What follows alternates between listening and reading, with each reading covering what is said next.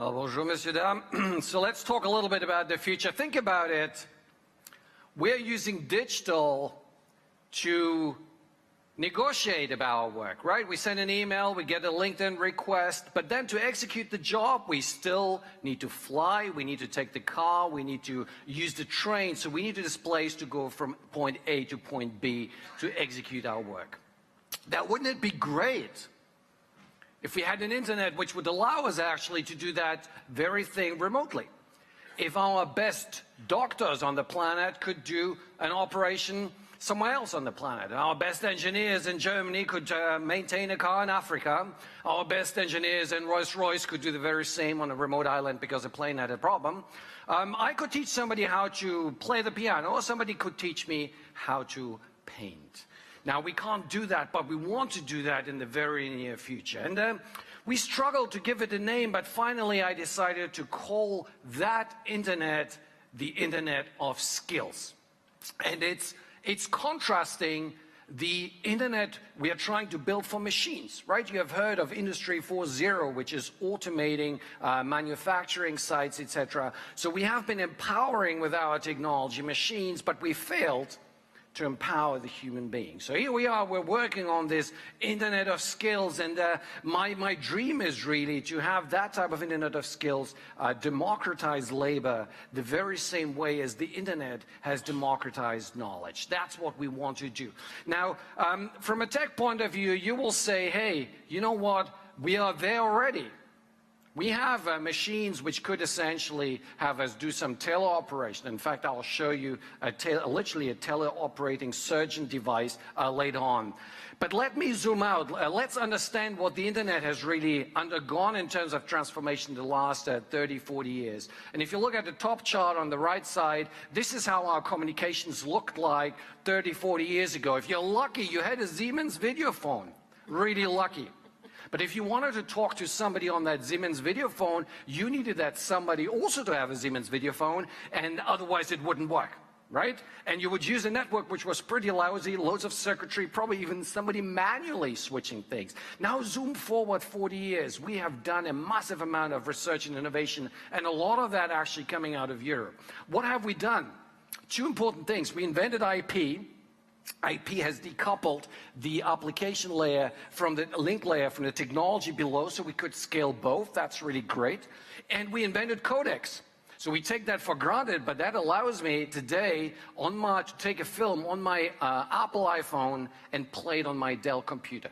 Right? And that's really what enabled this economy to scale, and the rest, as we say, is history. Now, when it comes to these, what we call haptic networks, the ability to transmit physical work and touch, we are just like the Siemens phones of the 1950s and 60s. Why is that? We have equipment today. We have it there. It's super expensive, and it only works with the very same vendor. We want to get out of the vendor lock-in. I want to make sure that in the future, by 2025, 2030, a Google control device works with an ABB sensor. Right? You want to make that read to bring down the prices, the costs, and scale the technology. So here we are. That's what we're currently pioneering and around the globe. It's a global initiative trying to come up with new codecs. So we are really after new codecs which would allow us to encode the information in a new way. We are designing an entirely new network, ultra-low latency. Why is that important? Because when you transmit skill, you transmit physical movement, you transmit muscle movement, you transmit action, and you want reaction. Reaction has to come within a millisecond, right? So those among you who do flight simulators, they know that. If the reaction to your action is not happening almost immediately, you get cyber dizzy. Things don't work, control loops become unstable, etc. So we need to make it 1 millisecond. Now let's do the calculus. Speed of light, 1 millisecond buys you 300 kilometers. That means 150 kilometers to go and 150 kilometers to come back, okay?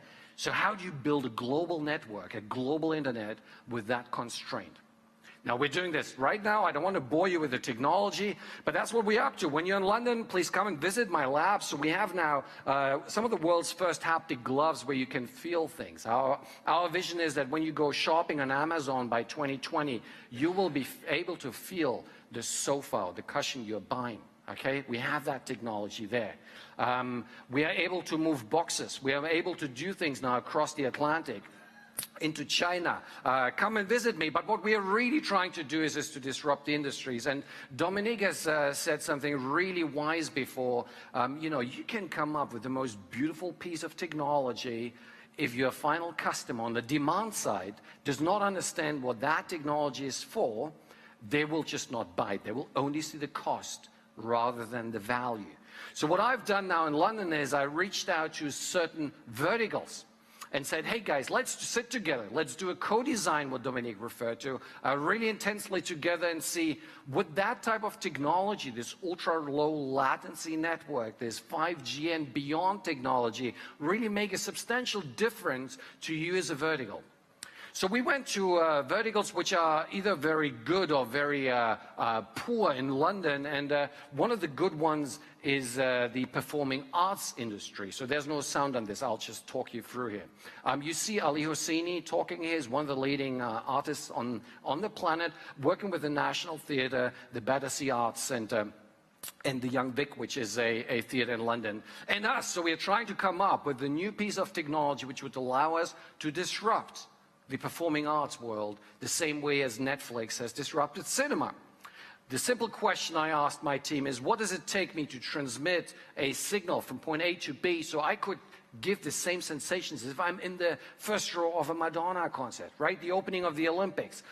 Could we empower the viewers in the theater with that technology? Could we empower the artists to procure new content for arts performances around the world, right? So these are the type of questions we're asking with that type of technology. We came together in the National Theatre here with all these people and started designing the technology. And what seemed to be a very simple exercise turned out to be really, really complex. So Dominique was referring to that. It's a really complex exercise. In fact, you know, we started as technology and arts, and we realized what we need to do is really take the end out of that. That's what Ali was saying. Mischa, we need to take the end out of arts and technology. It has to become arts technology. New breed of people who understand both. So you're writing new pieces of art now, which works for technology. We're designing new piece of technology, which works for this type of art, right? So that's one of the verticals we looked at.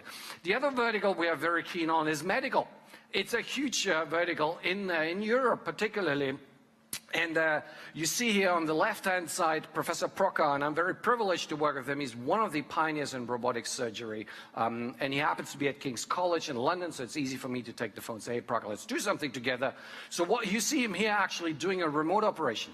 So he's in London and is doing our operation to the Karolinska Institute in Sweden in real time during the conference. Why do we need robotic surgery? Because it's super precise, almost no blood loss. That means patients can go home after 24 hours, rather than being in the hospital for 6-7 days healing. So there is a huge social impact. There's a huge benefit here.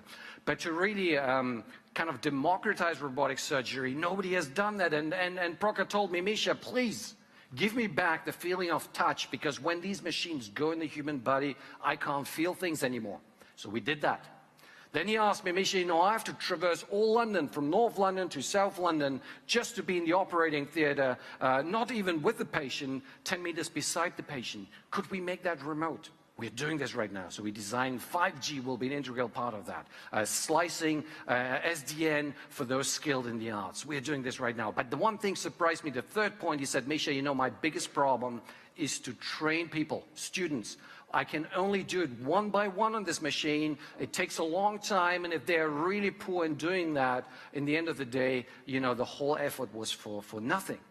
Would it be great if whilst he does the operation, we could copy-paste that very same skill set in real time, in situ, around the planet, and then enable teaching of any student in the world? And that's what we're working on, that Internet of Skills. So these are the type of challenges we're doing here. On the way, we have pioneered a new finger, which you see here, which Maria presented.